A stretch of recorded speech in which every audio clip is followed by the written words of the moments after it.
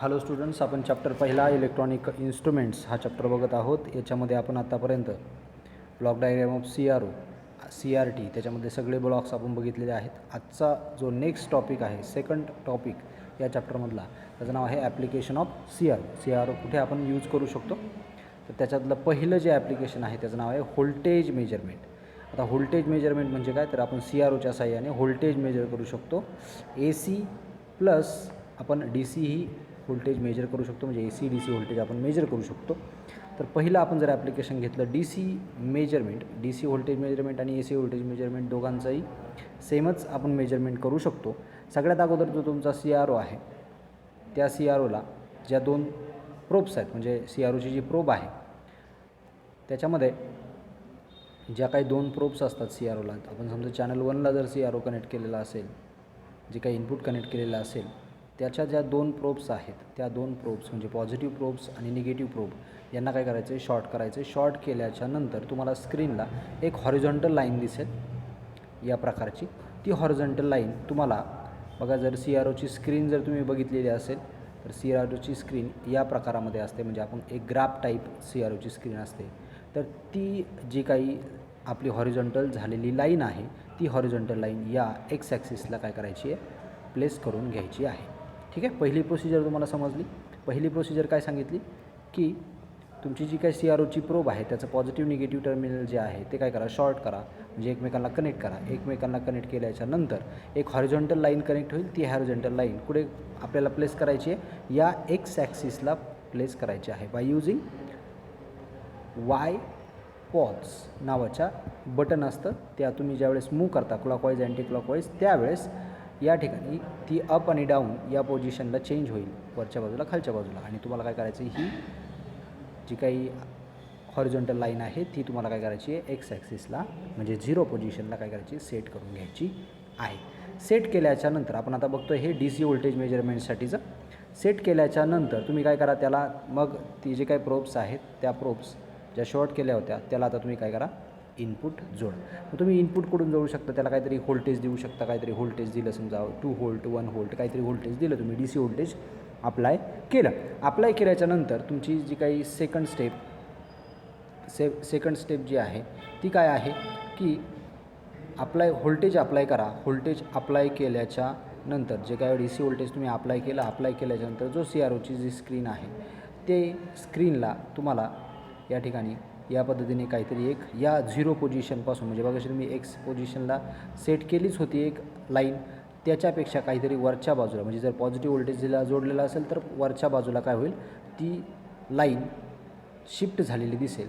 मग किती लाईन्सने ती शिफ्ट झाली आहे ते मेजर करायचे तुम्हाला स्टेप नंबर 3मध्ये तुम्हाला काय करायचं आहे, त्या नंबर ऑफ डिव्हिजन्स म्हणजेच काय, तर त्या लाईन्सने किती नंबर ऑफ डिव्हिजन्स वाय ॲक्सिसला आपल्याला त्या मेजर करायच्या आहेत. मग समजा फॉर एक्झाम्पल तुमचा जर तुम्ही ग्राफ जर बघितला किंवा CROची स्क्रीन जर बघितली, तर CROच्या या स्क्रीनला या ठिकाणी अशा लाईन्स असतात. मी त्या लाईन्स येलो कलरच्या पेनने दाखवतो तुम्हाला. ही एक लाईन, ही 2 लाईन, 3 लाईन, अशा लाईन्स असतात वरच्या बाजूला.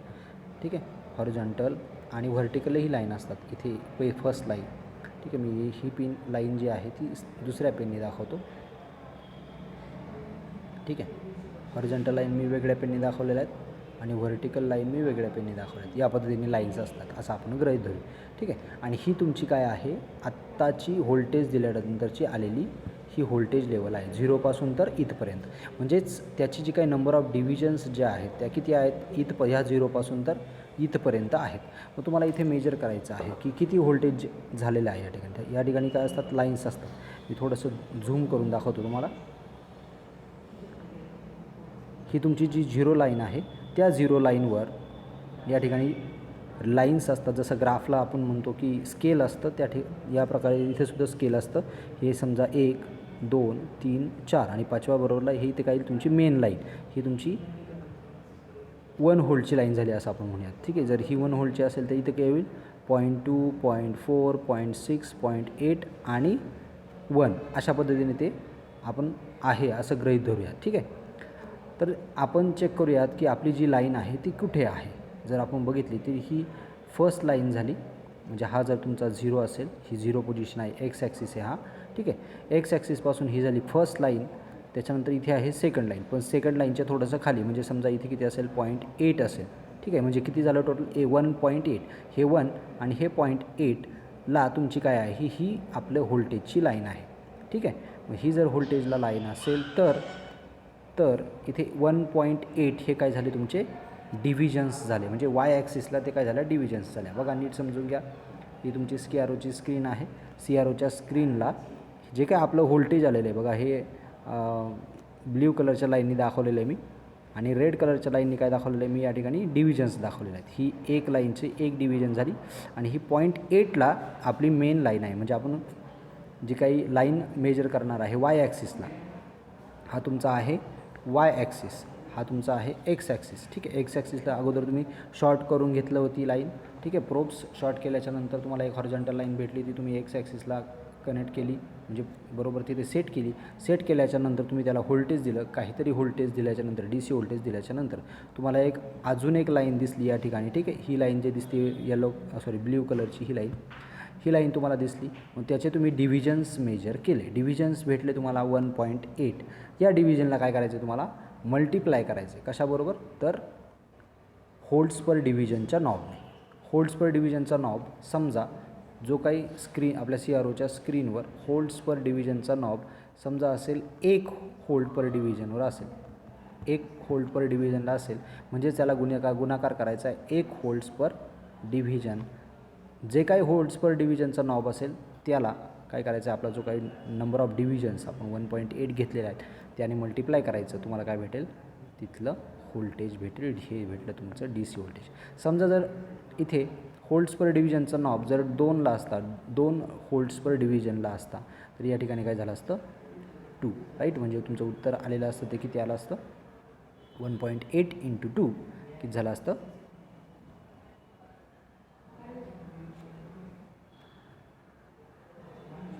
3.6. आले लक्षात.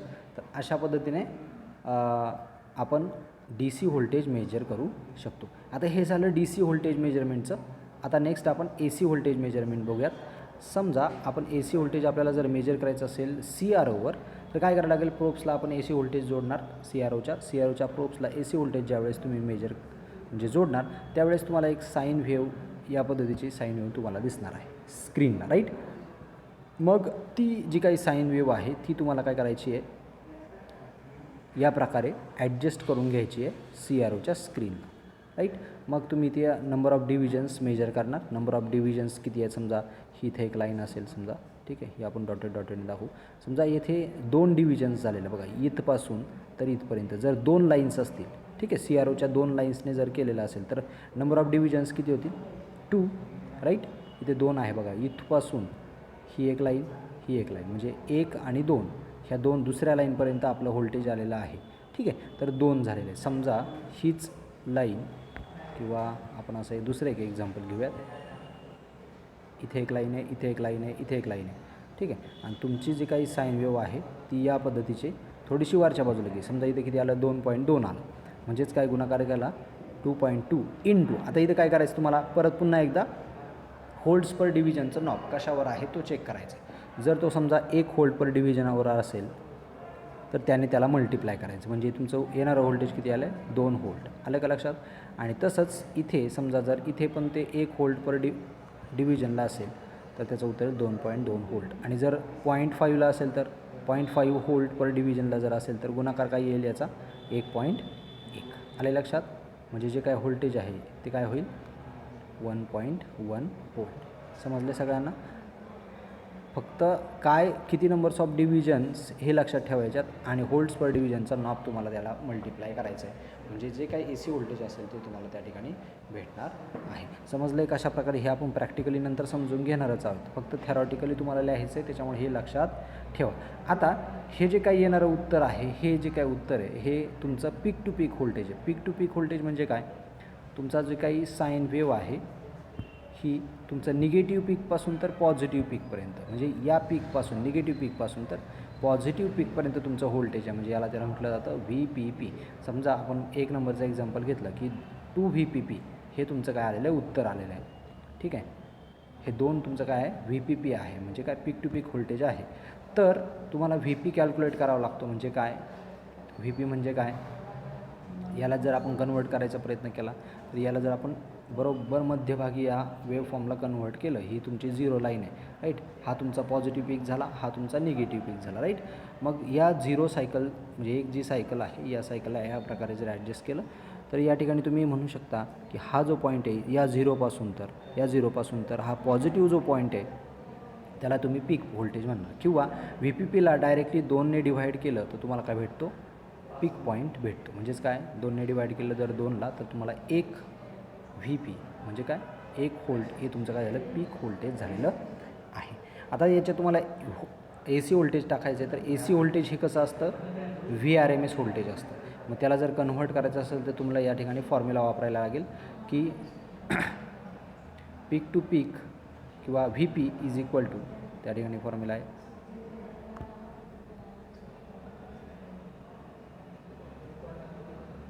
V P is equal to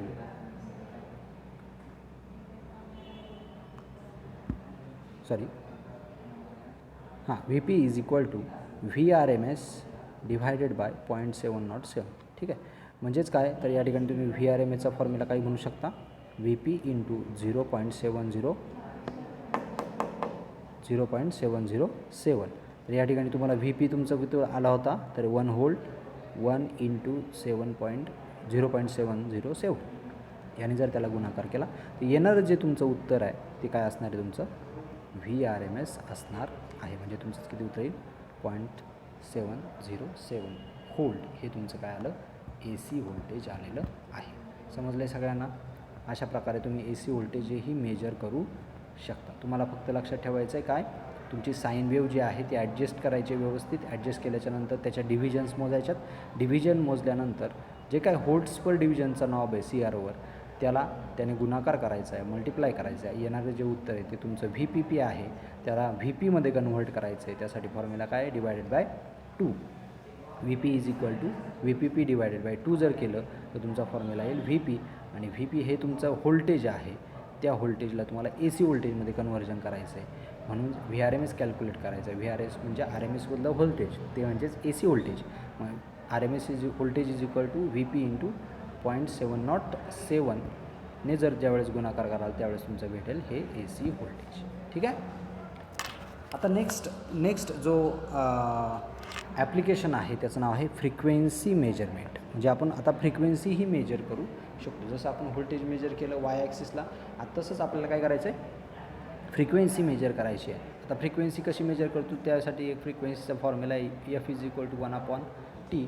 मग या ठिकाणी तुम्हाला टाईम पिरियड मेजर करायचा आहे फॉर 1 सायकल. फ्रिक्वेन्सी बघा, हा जो काही तुमची सायकल आहे, ठीक आहे, ही जी काही साईन वेव्ह आहे, या साईन वेव्हला टाईम पिरियड म्हणजे एक सायकल कंप्लीट होण्यासाठी किती टाईम लागतो, तर तो टाईम पिरियड तुम्हाला कॅल्क्युलेट करायचा आहे. आणि त्याचा जर रेसिप्रोकल घेतला म्हणजे 1/T जर घेतला तर तुम्हाला काय भेटतो, फ्रिक्वेन्सी भेटते. मग तुम्हाला काय करायचं आहे, सी आर ओला तुम्ही जी काही फ्रिक्वेन्सी अप्लाय केलेली आहे त्या सी आर ओला तुम्हाला जे काही साईन वेव्ह आहे ती या प्रकारे ॲडजस्ट करायची आहे, या 0पासून. तर अशा प्रकारे तुम्हाला काय करायचे, इकडे ह्या असेल वेव्हफॉर्म, अशी जर वेव्हफॉर्म असेल तुम्हाला या 0पाशी काय करायची आहे, फ्रिक्वेन्सी जी काही वेव्हफॉर्म आहे ती काय करायची, ॲडजस्ट करायची. या 0पासून स्टार्ट करायची एक सायकल. तुम्हाला फक्त ही एक सायकल महत्त्वाची आहे. समजा इथे एक आपली जी काही व्हर्टिकल लाईन जर कंप्लीट झाली, मी वेगळ्या पेनने दाखवतो, येलो पेनने समजा मी दाखवली, ही एक लाईन, ही दुसरी लाईन, ही तिसरी लाईन, आणि समजा पुढे असेल 3.2 असं आपण म्हणूयात. ती जी काय ह्या ज्या काही लाईन्स आहेत त्याच्यावर ही 1, ही 2, 3 आणि पुढे छोट्याशा लाईन असतात, राईट. मग ती जर 3 आणि त्या एका लाईनचं व्हॅल्यू आपण असं म्हणूयात 0.2 असेल, तर इथे जर आपण बघितलं तर किती येईल आन्सर, इथे येईल 3.2. हे तुमचं काय झालं, एक सायकलसाठी लागणारा वेळ लागला, तो आला टी, राईट. मग तो टाईम पिरियड कसा कॅल्क्युलेट करायचा आहे, तर number of divisions on X ॲक्सिसवरच्या डिव्हिजन्स एका सायकलसाठी किती लागल्यात, तर 3.2 इतक्या लागल्यात, इंटू टाईम पर डिव्हिजनचा नॉब. टाईम पर डिव्हिजनचा जो सी आर ओचा नॉब आहे, जे बटन आहे ते कितीवर आहे, समजा 3.2 इंटू जर टाईम पर डिव्हिजनचा नॉब हा 1 सेकंद पर डिव्हिजन असेल. ठीक आहे, मी मल्टिप्लिकेशन सोपं होण्यासाठी एकदम शॉर्ट एक्झाम्पल घेतो आहे. टाईम पर डिव्हिजनचं नाव जर 1 सेकंद पर डिव्हिजन जर असेल तर तुमचं उत्तर किती येईल? 3.2. हे काय आलं तुमचं? सेकंड्स उत्तर आलं. ठीक आहे, 3.2 सेकंड्स उत्तर आलं. मग F is equal to 1/t जर केला म्हणजेच काय? 1/3.2 ज्यावेळेस आपण करूयात सेकंड्स, त्यावेळेस जे येणारं उत्तर आहे ते किती असेल? ते असेल 0.31 हर्ट्स. आले लक्षात? तर अशा पद्धतीने आपण कॅल्क्युलेशन करून फ्रिक्वेन्सी कॅल्क्युलेट करू शकतो. परत एकदा सांगतो, तुम्हाला काय करायचे आहे, वेवफॉर्म जे काही फ्रिक्वेन्सी किंवा जे काही वेवफॉर्म दिलेली आहे त्या वेवफॉर्मला डायग्रॅममध्ये दाखवल्याप्रमाणे ॲडजस्ट करायचं. या 0पासून स्टार्ट झाली पाहिजे अशी, म्हणजे आपल्याला जे काही एक्स ॲक्सिसच्या डिव्हिजन्स आहेत एका सायकलसाठी, या सायकलसाठीच्या डिव्हिजन्स आपल्याला मेजर करायच्यात इथपासून तर इथपर्यंत. ठीक आहे, एक सायकल्स आपल्याला कंप्लीट करायची आहे, म्हणजे पॉझिटिव्ह हाफ सायकल अधिक निगेटिव्ह हाफ सायकल. ठीक आहे, त्याला किती टाईम लागतो आहे तो डिव्हिजन्स इथे मेजर करायच्या. त्या डिव्हिजन्स मेजर केल्याच्या नंतर त्या डिव्हिजन्स गुणिले टाईम पर डिव्हिजनचा नॉब आपल्याला काय करायचं आहे? टाईम पर डिव्हिजनचा नॉब आपल्याला काय करायचं आहे? इथे मल्टिप्लाय करायचं आहे. मल्टिप्लाय केल्याच्यानंतर तुम्ही काय करू शकता? इथे टी कॅल्क्युलेट करू शकता आणि टी कॅल्क्युलेट केल्याच्यानंतर त्याचा जर रेसिप्रोकल काढला तर तुम्हाला काय भेटणार आहे? फ्रिक्वेन्सी भेटणार आहे. नेक्स्ट जर बघितलं आपण तर इन मेडिकल फील्ड, म्हणजे CROचा वापर आपण मेडिकल फील्डमध्ये करतो. जसं की तुम्ही बऱ्याच वेळा बघितलेलं असेल, कोणताही पेशंट असेल तर त्याला जर हार्ट प्रॉब्लेम असेल, ब्रेन प्रॉब्लेम असेल तर त्या ठिकाणी त्याला CRO कनेक्ट केलेला असतो त्याच्या बॉडीला. तर जसं की आपण ऐकलेलं आहे ECG, त्याच्यानंतर EEG. जसं ECG म्हणजे काय तर इलेक्ट्रोकार्डिओग्राम, म्हणजेच आपली जी काही जीवनरेषा आहे, हार्टची रेषा जी आहे ती आपण मेजर करू शकतो. EEG आपण त्या ठिकाणी मेजर करू शकतो. त्यावरून आपल्याला आणि हे जे काही ECG आहे आणि किंवा EEG आहे याला कम्पेअर केलं जातं आपलं जे काही काय म्हणू आपण कॉमन जे पेशंट असतात त्या कॉमन किंवा नॉर्मल पेशंट असतात त्या नॉर्मल पेशंटच्या ECG किंवा EEG बरोबर कम्पेअर केलं जातं आणि त्याच्यामध्ये काय प्रॉब्लेम असेल ते ठरवलं जातं. त्या ठिकाणीसुद्धा मेडिकल फील्डमध्ये ECG, EEG यासारख्या गोष्टी मेजर करण्यासाठी आपण मेडिकल फील्डमध्ये CROचा वापर करतो. नेक्स्ट जर बघितलं तर रडार म्हणजेच काय? रडारचा जर फुल फॉर्म बघितला तर काय? Radio detection and ranging. तर रडारमध्येही आपण जसं की जे काही एअरक्राफ्ट आहे, त्यानंतर शिप्ट आहे समुद्रामधल्या, ठीक आहे, म्हणजे जे काही एनिमीच्या एअरक्राफ्ट असेल किंवा आपल्या स्वतःच्या एअरक्राफ्ट असतील किंवा शिप्स असतील तर त्यांचा डिस्टन्स किती आहे तो मेजर करण्यासाठी आपण काय करतो? या ठिकाणी ह्या रडार सिस्टीममध्ये CROचा वापर करतो. तो CRO आपल्याला काय दाखवतो? जसं की एखादा ट्रान्समीटर असेल, हा ट्रान्समीटर काय करतो? एक सिग्नल सेंड करतो. समजा एखादं समुद्रामध्ये मोठं जहाज असेल, ठीक आहे, एक आपण जहाज छोटंसं हे जहाज असेल तर ज्यावेळेस तुम्ही हा सिग्नल ट्रान्समिट केल्याच्यानंतर हा ट्रान्समीटर आहे, तसाच रिसिव्हरही असतो. तर ज्यावेळेस हे सिग्नल्स ट्रान्समिट होऊन रिफ्लेक्ट केले जातात, रिफ्लेक्ट केल्याच्यानंतर रिसिव्हर त्याला रिसिव्ज करतो आणि ट्रान्समिशन आणि याच्यामध्ये रिसेप्शन याच्यामध्ये जो काय लागणारा वेळ आहे त्या टाईमवरनं काय केलं जातं? त्या ठिकाणी त्या शिपचा डिस्टन्स, म्हणजे ते जे काही शिप आहे ते किती डिस्टन्सवर असेल याचा अंदाज बांधला जातो. तर त्याच्यासाठी तुम्हाला CRO या ठिकाणी तुम्ही यूज करू शकता. समजले? तर रडारमध्ये सुद्धा आपण काय करू शकतो? रडार सिस्टीममध्ये सुद्धा आपण CROचा वापर करतो. ठीक आहे. आणि लास्ट फेज मेजरमेंट. ठीक आहे, तर फेज मेजरमेंट बघा कशी केली जाते. कोणताही सिग्नल असेल तर त्याच्यामध्ये फेज मेजरमेंट आपण करू शकतो.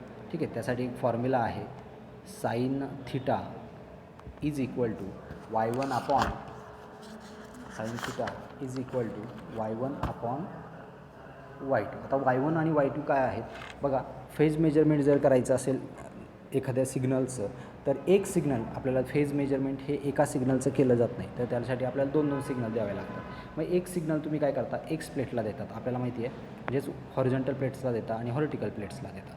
ठीक आहे, एक सिग्नल काय करायचं आहे? एक्स प्लेटला द्यायचा आहे आणि दुसरा सिग्नल काय करायचा आहे? वाय प्लेटला द्यायचा आहे. ज्यावेळेस तुम्ही एक सिग्नल एक्स प्लेटला देता, वाय सिग्नल दुसऱ्या प्लेटला देता, त्यावेळेस XY मोडवर मध्ये जर आपण तो CRO टाकला म्हणजे जो काही CRO आहे त्याला आपण XY मोडमध्ये जर टाकला तर या प्रकारचा एक इलिप्स आपल्याला तयार झालेला दिसतो CROच्या स्क्रीनला. इलिप्स म्हणजे काय, तर या प्रकाराचं एक चित्र. ठीक आहे, या प्रकारचा इलिप्स ज्यावेळेस तयार होईल तर एकदम प्रॉपर इलिप्स जो आहे CROच्या स्क्रीनला या प्रकारे ॲडजस्ट करून घ्यायचा. म्हणजे ही तुमची जी काही CROची स्क्रीन आहे या स्क्रीनला तो अशा पद्धतीने टच झाला पाहिजे. जर अशा पद्धतीने जर तुम्ही इलिप्स टच केला व्यवस्थित, त्याला त्या सिग्नल्स जे आहेत किंवा जे काही आपले कंट्रोल्स आहेत त्या कंट्रोलच्या साहाय्याने तुम्हाला या ठिकाणी इलिप्स अशा पद्धतीने काय करायचं आहे, तयार करून घ्यायचा आहे CROच्या स्क्रीनला. तो तयार होतो. ठीक आहे, जर आपण XY मोडवर ज्यावेळेस टाकतो त्यावेळेस अशा प्रकारचा इलिप्स तुम्हाला दिसतो. ज्यावेळेस तुम्हाला इलिप्स दिसेल त्यावेळेस आता Y1 म्हणजे काय आणि Y2 म्हणजे काय, तर Y1 बघा, Y1 तुम्हाला या ठिकाणी दिसतो. इथे तुम्हाला काय दिसतो आहे, हा जो काय आहे म्हणजे या पॉईंटला बघा, हा जो तुमचा हा जो ग्राफ आहे राईट, ही तुमची 0 पोझिशन आहे राईट, ही 0 पोझिशन आहे राईट. तर ह्या 0 पोझिशनपासून इथे म्हणजे ह्या वाय ॲक्सिसला ज्या ठिकाणी तो कनेक्ट झालेला आहे, तर हे जे काही डिस्टन्स आहे 0पासून तर इथून हे 0पासून तर हे जे काही डिस्टन्स आहे इथे टच झाला आहे राईट या ठिकाणी. तर हे जे काही टच झालेला पॉईंट आहे म्हणजे तुम्ही इथेही मेजर करू शकता. इथपासून या 0पासून तर या वायपर्यंत जे आहे इथे टच झालेला आहे त्याला काय तुम्ही म्हणू शकता Y1 असं म्हणायचं आहे. आणि त्यानंतर या म्हणजे इथे हा जो काय हायेस्ट पॉईंट आहे या पॉईंटपासून बघा, इथे हायेस्ट पॉईंट आहे, इथून वरती कोणताही टच नाही आहे. ठीक आहे, या हायेस्ट पॉईंटपासून तर तुम्ही ह्या आपला जो काही 0 पोझिशन आहे हायेस्ट पॉईंटपासून तर 0 पोझिशन याला तुम्ही काय म्हणू शकता Y2. मी या डायग्राममध्ये दाखवतो. जर इथे तुमचा असा ग्राफ असेल तर हा झाला तुमचा Y1 आणि हा झाला तुमचा Y2.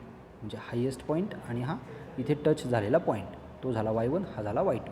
या Y1 आणि Y2च्या व्हॅल्यूज आपण या इक्वेशनमध्ये पुट करणार. Sine theta is equal to Y1/Y2.